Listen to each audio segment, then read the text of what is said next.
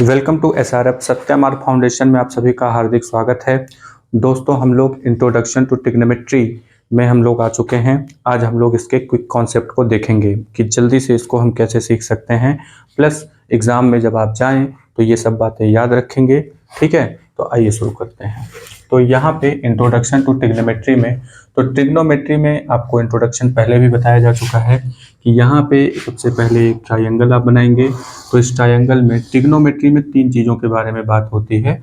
तो यहाँ पे 3 साइड हैं और 3 एंगल है, और ये 90 डिग्री के बारे में खास करके बातें हैं। ठीक है, तो यहाँ पे अगर हम कुछ इस तरीके से A, B और C इस तरीके से यहाँ पे राइट कर लेते हैं, तो ये जो 90 डिग्री से लगे हुए 2 चीज़ें हैं, अगर हम इसको बेस मानते हैं तो ये परपेंडिकुलर हुआ, ये बेस मानते हैं तो ये परपेंडिकुलर हुआ।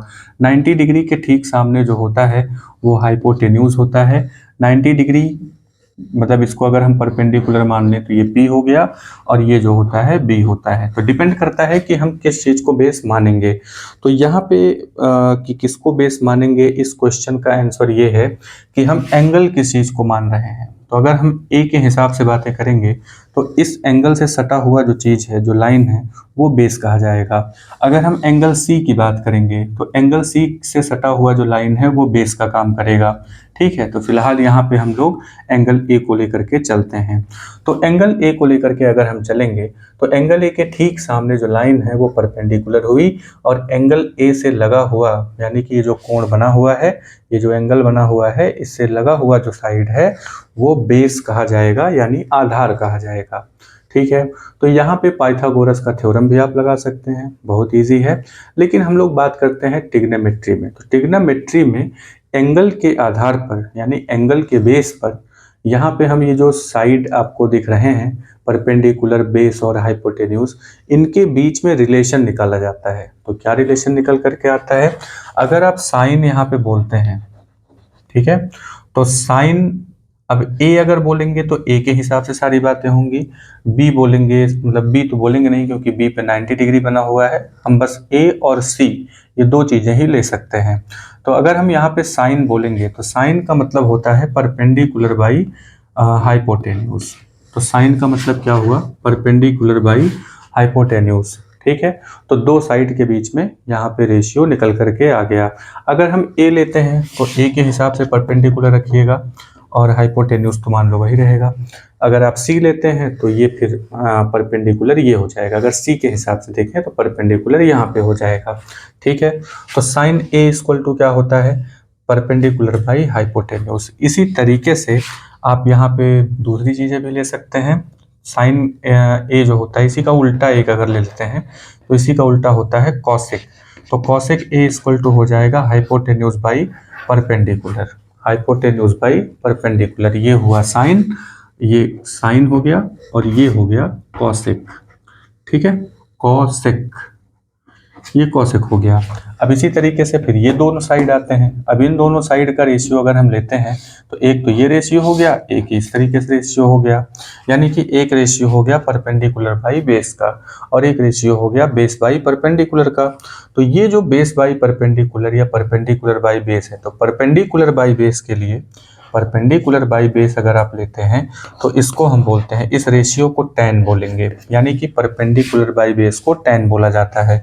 इसी का उल्टा जो होता है वो होता है cot। तो cot A इक्वल टू क्या हो जाएगा, बेस बाई परपेंडिकुलर, कुछ इस तरीके से। दूसरे नंबर पे अब इन दोनों लाइन का रेशियो निकालना है, तो ये इस तरीके से एक रेशियो और एक रेशियो इस तरीके से। तो इसके लिए भी 2 बातें निकल करके आती हैं। वो कौन सी 2 बातें हैं, वो बातें हैं यहाँ पे, एक होता है कॉस। ठीक है, तो कॉस ए अगर हम लेते हैं तो यहाँ पे बेस बाई हाइपोटेन्यूज हो जाता है, और इसी का उल्टा एक होता है सेक। तो सेक ए इक्वल टू हो जाता है हाइपोटेन्यूज बाई बेस, कुछ इस तरीके से। ये समझ में आया। तो ये इतनी चीजें निकल करके आती हैं। तो ये फार्मूला आप ध्यान में रखेंगे कि साइन का मतलब होता है परपेंडिकुलर बाई हाइपोटेन्यूज, यानी कि लंब बटे कर्ण, हिंदी में लंब बटे कर्ण होता है।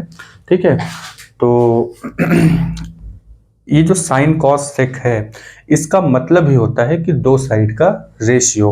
अब वो कौन कौन से साइड हैं, तो 3 याद रखेंगे, 3 उसी का उल्टा होता है। ये हो गया साइन, ठीक है, मतलब अगर ऐसे फिगर बना हुआ है तो ये हो गया साइन, ये हो गया टैन, ठीक है, साइन टैन और कॉस, तो ये ध्यान में रखेंगे। ये हो गया साइन और इधर हो गया ये टैन और ये हो गया कॉस। तो साइन का उल्टा अगर कर देंगे तो इस तरीके से अगर कर देंगे तो ये साइन हो गया, अब इस तरीके से करेंगे तो कॉसेक हो गया, ये टैन है उल्टा करेंगे तो कॉट हो जाएगा, ये कॉस है तो उल्टा करेंगे सेक हो जाएगा। तो ये ध्यान में रखेंगे। ऊपर से कुछ इस तरीके से डिजाइन वो साइन का होता है ना, ये वाला ऐसे करके, ये साइन हो गया ऐसे, यूं यूं और फिर ऐसे, ठीक है, तो ये ध्यान में रखेंगे। तो क्योंकि ये एक दूसरे से आपस में कनेक्टेड हैं, तो अगर ये एक दूसरे से कनेक्टेड हैं और ये उल्टा का रिलेशन यहाँ पे बन रहा है, तो इसका मतलब ये हुआ कि इनको हम जैसे साइन ए इक्वल टू इतना है तो इसी का ठीक उल्टा कॉसेक है, तो इसको हम एक और तरीके से राइट कर सकते हैं। वो कुछ ये है कि साइन ए जो हो रहा है वो 1/, कॉसेक ए है, ठीक है, 1/, कॉसेक ए निकल करके आता है। तो इसका मतलब ये हुआ कि एक तो ये फार्मूला बन जाता है। दूसरे नंबर पे अगर इसको मल्टीप्लाई कर दें तो यहाँ पे sine A into cosec A is equal to 1, एक ये फार्मूला निकल करके आया। नेक्स्ट नंबर पे यही चीज हम कर सकते हैं tan के साथ, तो tan a is equal to 1/, cot a, यानी 1/cot a आप कुछ इस तरीके से राइट कर सकते हैं। और cot का मल्टीप्लिकेशन अगर इधर कर दें तो tan a into cot a कुछ इस तरीके से इक्वल टू 1 आएगा, यानी tan और cot का मल्टीप्लिकेशन अगर हम करेंगे तो ऑब्वियसली वो 1 ही आएगा।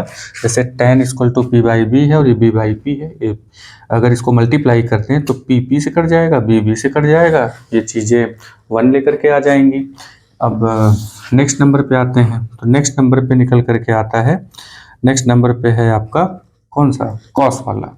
तो cos a is equal to 1/sec a, ठीक। अब इसको आपस में मल्टीप्लाई करेंगे तो क्या हो जाएगा, cos a into sec a, cos a into sec a equal to 1, ये इतना निकल करके आया, ठीक है। अब यहाँ पे अगर हम देखें, अब यहाँ पे कुछ जैसे साइन a है, tan a है, तो उसकी भी कुछ वैल्यू हो सकती है। तो यहाँ पे कुछ पर्टिकुलर एंगल्स दिए हुए हैं, उसकी वैल्यूज यहाँ पे राइट अगर हम लोग कर दें तो साइन ए की वैल्यू कितनी होती है, 0, साइन ए की वैल्यू कितनी हो जाएगी, 0, ठीक है। अब इसी तरीके से अगर साइन 30 की वैल्यू देखें तो ये हो जाती है 1/2, साइन 45 की वैल्यू कितनी हो जाएगी, 1/√2, साइन 60 की वैल्यू कितनी हो जाएगी, √3/2, और साइन 90 की वैल्यू कितनी हो जाएगी, साइन 91, ठीक है। तो ये इतना निकल करके आया। अब इसी का उल्टा, इसी का ठीक उल्टा कॉसेक होता है, जैसा कि यहाँ पे हम लोगों ने देखा।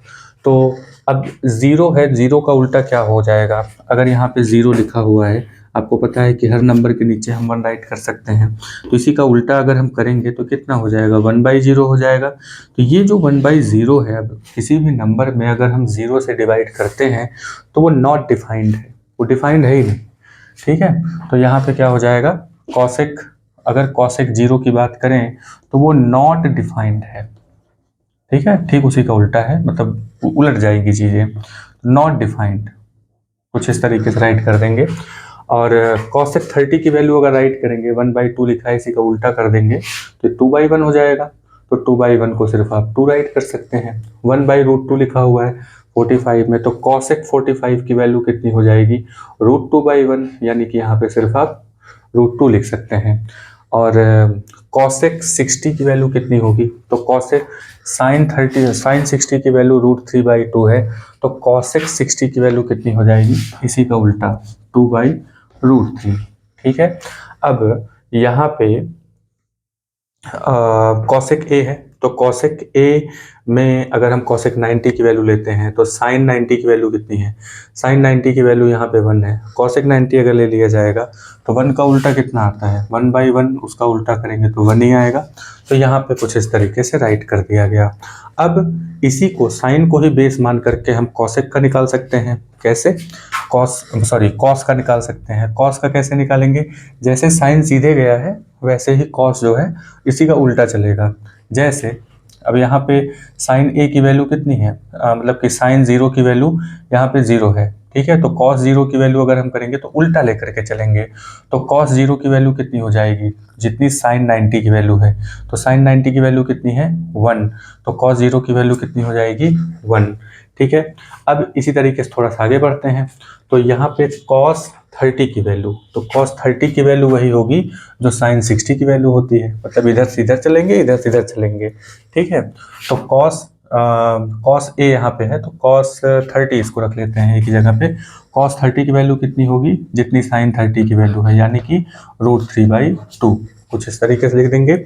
अब बीच में एकदम आ जाते हैं, जैसे ये एंगल बना हुआ है ना, ये 90 डिग्री है यहाँ पे, तो ये अगर मान लो 45 है, ये भी 45, तो दोनों की वैल्यू सेम हो जाती है यहाँ पे। तो कॉस 45 की वैल्यू भी उतनी होती है जितनी साइन 45 की वैल्यू है, यानी 1/√2, ठीक है। अब नेक्स्ट नंबर पे आते हैं। नेक्स्ट नंबर पे साइन 60 की वैल्यू √3/2 है, तो कॉस 60 की वैल्यू कितनी होगी, तो इसको थोड़ा सा पलट देंगे, ठीक है, मतलब उल्टा चलेंगे। तो 1 2 3 तक यहाँ तक आए हैं, तो 1 2 3 हो गया, फोर्थ नंबर पे यहाँ पहुँच जाएंगे तो ये 1/2, फोर्थ नंबर पे उल्टा चलने पर 1/2 30, साइन 30 की वैल्यू 1/2 है, तो कॉस 60 की वैल्यू कितनी हो जाएगी, यही 1/2, ठीक है। अब थोड़ा सा आगे बढ़ते हैं, तो यहाँ पे साइन 90 की वैल्यू 1 है, तो इसी का उल्टा जो साइन 0 है वो उसकी वैल्यू जो होगी वो कॉस 90 की वैल्यू हो जाएगी, यानी कॉस 90 की वैल्यू यहाँ पे 0 हो जाएगी, ठीक है। तो ये इतना हमने राइट कर दिया।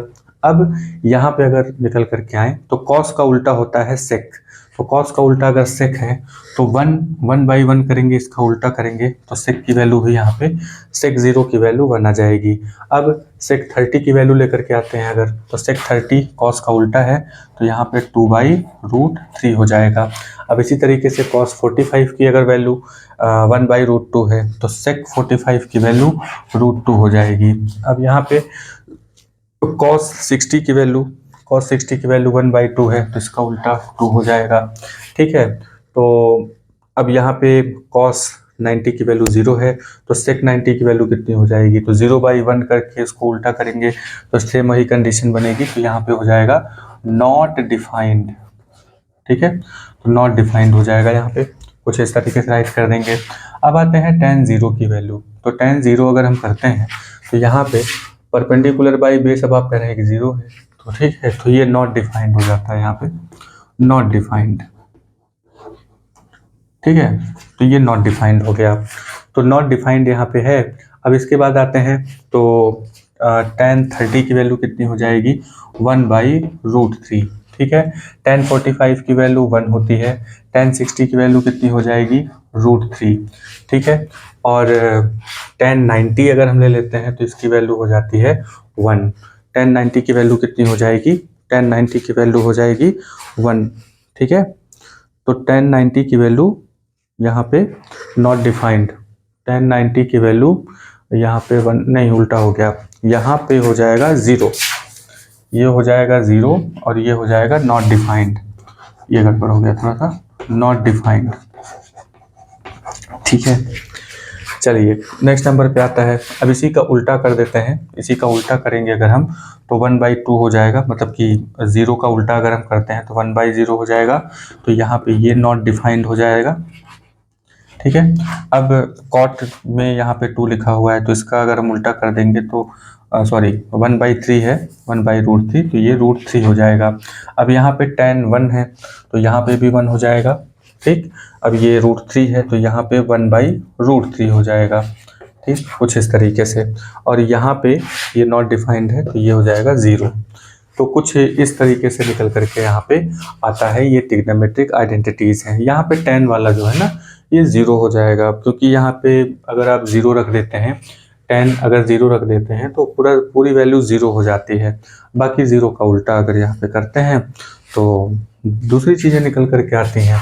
तो इसमें से जो सबसे इम्पोर्टेंट है वो आपका ये है, जो आपके अगले चैप्टर में जो काम आता है वो है ये 45 वाला। tan 45 की वैल्यू जो है ये 1 वाला बड़ा ही काम का है, और tan 60 भी, क्योंकि tan और cot वाली जो चीज़ है ना वो नेक्स्ट चैप्टर जो है आपका की एप्लीकेशन ऑफ ट्रिग्नोमेट्रिक रेशियोज। तो ट्रिग्नोमेट्रिक रेशियोज को जब आप आगे अप्लाई यहाँ पे करते हैं तो बस ये tan, क्योंकि ऊंचाई और दूरी के बारे में बात होती है ना कि डिस्टेंस कितना है और हाइट कितनी है, तो उसमें tan और cot का ही ज़्यादा यूज़ होता है। तो एप्लीकेशन में तो ये आएगा, लेकिन इसमें जो वैल्यूज़ रख करके लगाने के बारे में बात होगी तो कुछ इस तरीके से। एक बड़ा ही फेमस चीज़ है कॉस वाला, जो फिजिक्स में बहुत ज़्यादा यूज होता है। cos 90 = 0 होता है, ये ध्यान में रखेंगे बिल्कुल। cos 90 की वैल्यू 0 होती है, ठीक है। तो याद तो किए ही होंगे, इसमें कोई दिक्कत है नहीं, लेकिन कुछ वैल्यूज़ जो पर्टिकुलर एग्जाम में आते हैं और उसकी वैल्यू तुरंत रख करके लगानी होती है, तो इसको आप याद रखे रहिए। sin 60 वाला, साइन वाला तो अच्छे से याद रखिए, बाकी चीज़ें भी। tan वाला जो है वो 60, 45 है ना, तो ये चीज़ें आसानी से आप निकाल सकते हैं, ठीक है। तो ये इतनी चीज़ें हो गई। अब हम लोग कुछ इसमें जैसे मान लीजिए कि यहाँ पे ये अगर 60 दिया हुआ है तो ये कितने डिग्री का होगा। तो यहाँ पे क्योंकि ये 90 होता है तो ये दोनों मिलके भी 90 हुए, क्योंकि ट्रायंगल का टोटल जो सम ऑफ एंगल्स है वो 180 डिग्री होता है। तो टोटल 180 डिग्री है, तो यहाँ पे अगर ये 90 दिया हुआ है तो 90 तो ऐसे ही हट गया, बाकी का जो बचा है 2 एंगल वो मिलके भी 90 भी बनाते हैं। तो अगर एक की वैल्यू यहाँ पे 60 दिया हुआ है तो दूसरे की वैल्यू कितनी होगी, 90 - 60, ठीक है। तो अब हम लोग इस वाले रेशियो पे लेकर के आते हैं और देखते हैं कि इसकी वैल्यूज कितनी निकल करके आती है, ठीक है।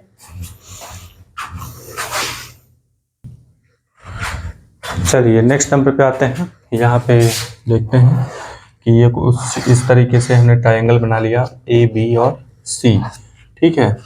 तो ट्रिग्नोमेट्रिक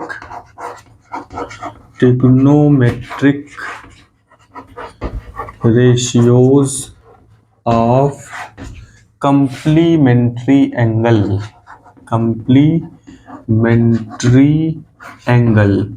तो ये कंप्लीमेंट्री एंगल क्या होते हैं? कंप्लीमेंट्री एंगल वो होते हैं यानी कि दो ऐसे एंगल जो मिलकर के 90 डिग्री बनाते हैं, उसे कंप्लीमेंट्री कहते हैं। तो यहाँ पे तो ऑलरेडी 90 डिग्री बना ही हुआ है, तो बाकी जो दो बचे हैं, अगर टोटल 180 है, 180 में से 90 निकाल देंगे तो कितना बचेगा, 90 बचेगा। यानी कि ये दोनों एंगल जो हैं एक दूसरे के कंप्लीमेंट्री हैं। एक दूसरे के कंप्लीमेंट्री का मतलब कि अगर ये यहाँ पे थीटा है, मान लो एक एंगल थीटा है, तो ये कितना हुआ, ये हो जाएगा, क्योंकि दोनों मिलके 90 बना रहे थे, तो 90 माइनस थीटा। 90 में से थीटा को निकालने पे जो बचेगा वही वो एंगल होगा, ठीक है। तो मान लेते हैं कि अगर यहाँ पे 50 डिग्री है, सॉरी, तो यहाँ पे कंप्लीमेंट्री एंगल जो होता है, मान लो 50 यहाँ पे है, तो इसका कंप्लीमेंट्री कौन होगा, जो 90 बना देता होगा। तो अगर हम यहाँ पे 40 ऐड कर दें तो ये मिलकर के 90 हो जाएगा। 90 कंप्लीमेंट्री नहीं होता, ठीक है, ये ध्यान रखेंगे कि 90 डिग्री को कंप्लीमेंट्री नहीं बोलते हैं। दो एंगल ऐसे जो आपस में मिल करके 90 डिग्री बना रहे हों उसको कंप्लीमेंट्री कहते हैं। तो यहाँ पे ये जो 50 लिखा हुआ है, 50 का कंप्लीमेंट्री 40 है, 40 का कंप्लीमेंट्री 50 है, ठीक है। अब इसी तरीके से 89 अगर लिखा हुआ है, 89 का कंप्लीमेंट्री कौन हुआ, 1 हुआ, और 1 का कंप्लीमेंट्री कौन हुआ, 89 हुआ, क्योंकि इन दोनों को जब हम ऐड करेंगे तो 90 डिग्री आ जाएगा, ठीक है। तो ये हम लोग ध्यान में रखेंगे इसको।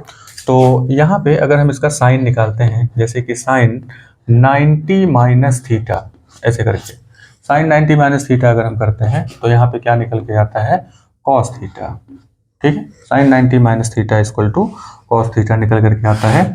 इसी तरीके से अगर हम यहाँ पे कॉस 90 माइनस थीटा करते हैं तो ये क्या निकल करके आता है, कॉस 90 माइनस थीटा करेंगे तो यहाँ पे निकल करके आता है साइन थीटा।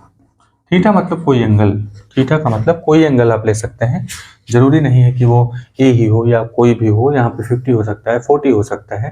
जैसे यहाँ पे अगर 50 होता तो साइन 90 माइनस, जैसे 60 मान लो 50 की जगह पे, तो sine 90 minus 60 equal to cos 60 यहाँ पे हो जाता। थीटा की वैल्यू वही रहती है, ठीक है। तो साइन के हिसाब से ये हो गया। इसी तरीके से tan 90 माइनस थीटा अगर हम करेंगे तो tan 90 माइनस थीटा। तो tan 90 minus theta equal to कितना होता है, cot theta. tan 90 minus theta equal to cot theta. अब इसी का उल्टा कर देते हैं, तो cot 90 minus theta equal to tan theta. ये इतना निकल करके आया। अब इसी तरीके से नेक्स्ट नंबर पे आते हैं, तो यहाँ पे हो जाएगा cosec 90 माइनस थीटा। तो cosec 90 minus theta equal to यहाँ पे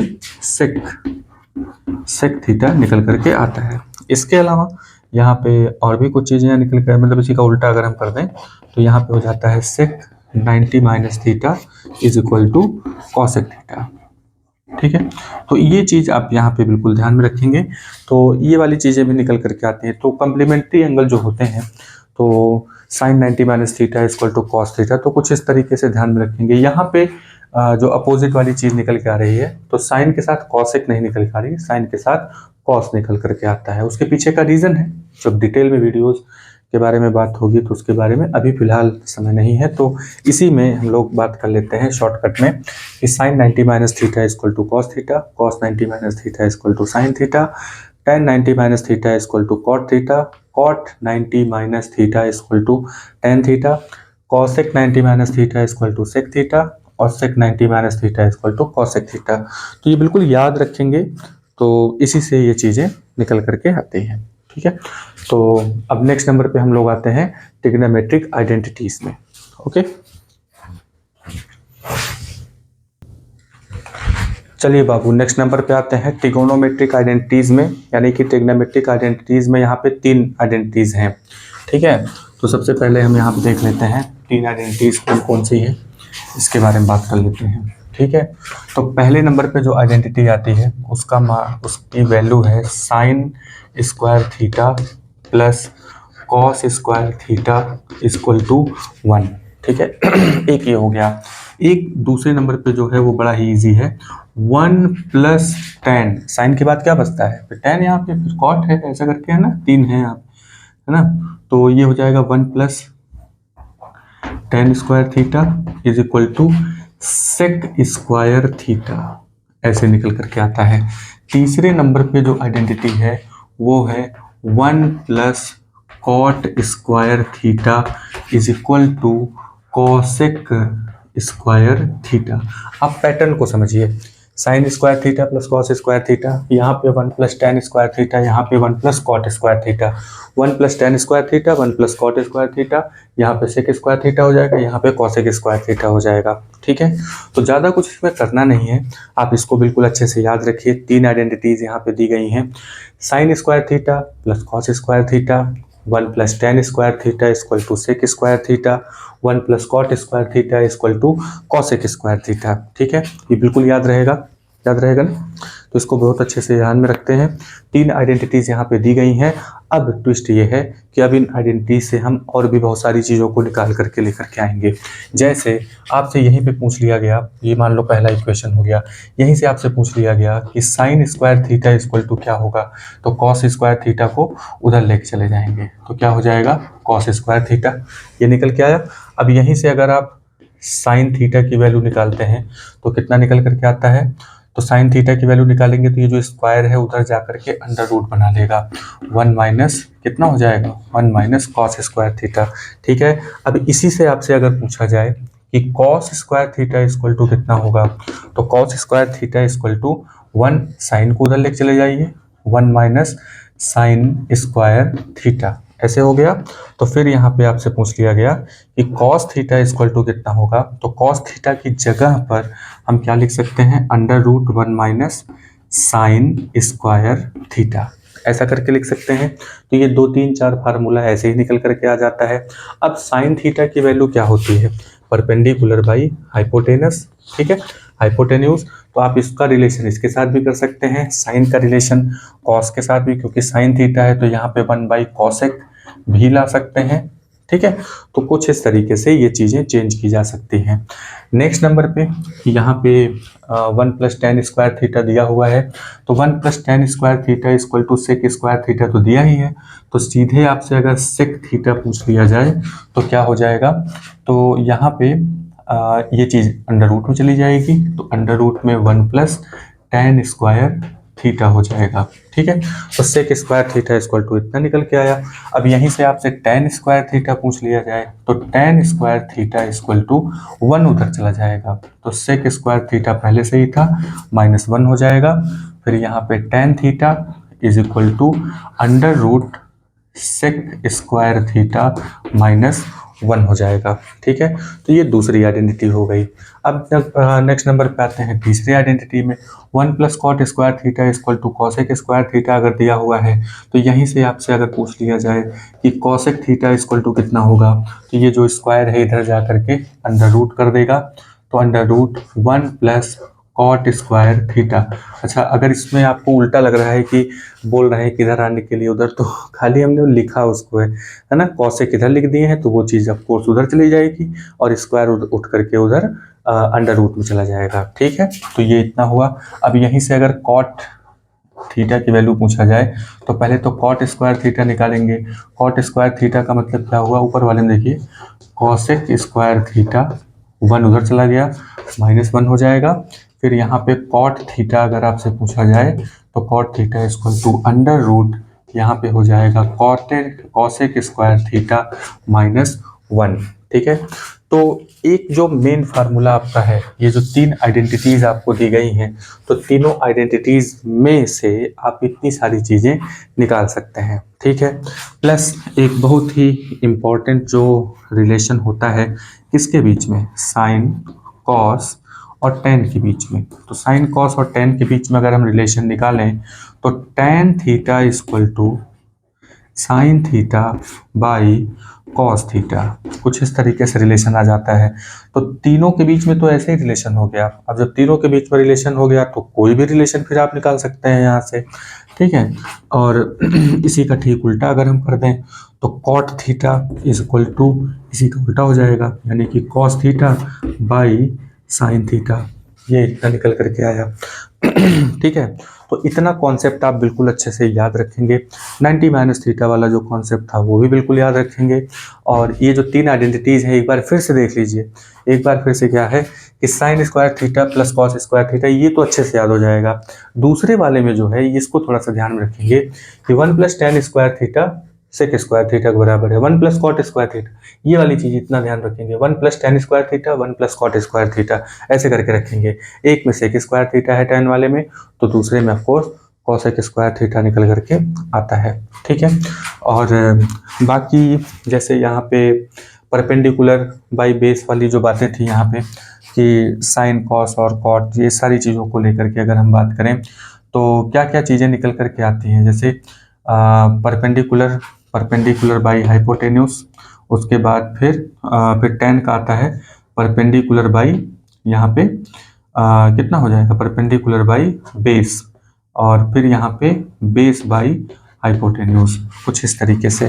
पीपीबी बाई एचबीएच, ठीक है, तो पीपीपी बाई एचबीएच अगर कुछ इस तरीके से, पीपीबी तो पीपीबी में ये जो है ये साइन है, दूसरे नंबर पे यहाँ पे perpendicular by base sine tan, और ये हो जाएगा कॉस। तो ये कुछ इस तरीके से भी याद कर सकते हैं, और नहीं तो फिर साइन कॉस टेन याद करना है तो परपेंडिकुलर बाई हाइपोटेनस, फिर बेस बाई हाइपोटेनस, और फिर परपेंडिकुलर बाई बेस। ठीक है, तो कुछ इस तरीके से भी, तो ये क्या हो जाएगा यहाँ पे, अगर इन तीनों में ध्यान से देखें तो ये हो जाएगा साइन, ये हो जाएगा कॉस, और ये हो जाएगा टेन। ठीक है, तो क्या है इसमें कि पीबीपी एचएचबी, ठीक है, पीबीपी एचएचबी साइन कॉस टेन। ठीक है, तो ये वाला जो हिस्सा है ये साइन का हो गया, ये कॉस का, ये टेन का। अब साइन का अगर आपको मालूम है तो आप यहीं से आप इसी का उल्टा करके कॉसेक निकाल सकते हैं, कॉस का उल्टा करके सेक निकाल सकते हैं, टेन का उल्टा करके कॉट निकाल सकते हैं। ठीक है, तो 6 जो 6 आइडेंटिटीज यहाँ, मतलब कि जो 6 रेशियोज यहाँ पे दिए हुए हैं साइन कॉस, और पाइथागोरस थ्योरम आप बहुत अच्छे से याद रखेंगे। ठीक है, पाइथागोरस थ्योरम भी यहाँ पे लिखे दे रहे हैं ध्यान देख लीजिए। तो कुछ इस तरीके से है यहाँ पे, इसको अगर हम ABC मान लेते हैं और ये 90 डिग्री मान लेते हैं, ठीक है। तो यहाँ पे परपेंडिकुलर है, ये हाइपोटेनस है और ये बेस है, ठीक। तो ए के हिसाब से मानते हैं। तो यहाँ पे जो हाइपोटेनस है ना, ये सबसे लंबी लाइन होती है। तो जो सबसे लंबी लाइन होती है, सबसे लंबी लाइन पहले ऐसे लिखेंगे। तो सबसे लंबी लाइन जो है, ये दोनों छोटी छोटी लाइनें हैं। तो सबसे लंबी लाइन किसके इक्वल हो जाएगा? दोनों छोटी छोटी लाइनों के इक्वल हो जाएगा। बस ट्विस्ट इतना है कि इन सबको स्क्वायर कर देंगे, ठीक है। ये हो गया पाइथागोरस थ्योरम, ठीक है। बहुत ज़्यादा इसमें दिमाग नहीं लगाना है कि क्या याद करना है, बहुत सिंपल सी चीज़ है। और हिंदी में अगर हम याद करें तो यहाँ पे कर्ण लिखेंगे। तो कर्ण सबसे लंबी लाइन होती है, ठीक है। तो ये किसके इक्वल हो जाएगी? दो छोटी छोटी लाइनों के। तो एक हो गया लंब प्लस एक हो गया आधार, ठीक है। फिर करना क्या है कि इन्हीं दोनों को इंडिविजुअली इस तरीके से स्क्वायर कर देंगे। कर्ण को यहाँ पे हम क्या कहते हैं? हाइपोटेनस। लंब को एल बोलेंगे या फिर आप यहाँ पे परपेंडिकुलर बोल दीजिए, प्लस आधार यानी कि बेस। कुछ इस तरीके से इनको स्क्वायर कर देते हैं। ये हो जाएगा आपका पाइथागोरस थ्योरम, ठीक है। तो इसी के साथ ये वीडियो समाप्त करते हैं। उम्मीद करते हैं कि ये कॉन्सेप्ट आपको बहुत अच्छे से समझ में आया होगा। होल सोल कॉन्सेप्ट है। आप इसमें कोई भी क्वेश्चन आपके सामने आ रहा है तो इतना कॉन्सेप्ट आप ध्यान में रखते हैं तो उस क्वेश्चन को बहुत ही ईजिली आप उसे लगा लेंगे। तो उम्मीद करते हैं कि आपकी प्रिपरेशन बहुत अच्छे से हो चुकी होगी। तो मिलते हैं नेक्स्ट वीडियो में। नेक्स्ट वीडियो में हम लोग application of trigonometric identities use करेंगे और उसका जो है आगे की तरफ बढ़ेंगे, ठीक है। तो नेक्स्ट चैप्टर के लिए अगले वीडियो के में मिलते हैं और तब तक के लिए आप अपना ध्यान रखिए और वीडियो को लाइक करिए, सब्सक्राइब करिए, कमेंट करिए। और इसमें से कोई प्रॉब्लम अगर हो रही है आपको कि हाँ यहाँ पे दिक्कत है, वहाँ दिक्कत है, तो उसको हम दोबारा से आपको नेक्स्ट वीडियो में समझाने की कोशिश करेंगे। जैसे एक करेक्शन इसके पहले वाले वीडियो में हो गया था, गड़बड़ हो गया था, तो उसको हमने सही किया, ठीक है। तो बने रहिए वीडियो पर, तब तक मिलते हैं नेक्स्ट वीडियो में। जय हिंद।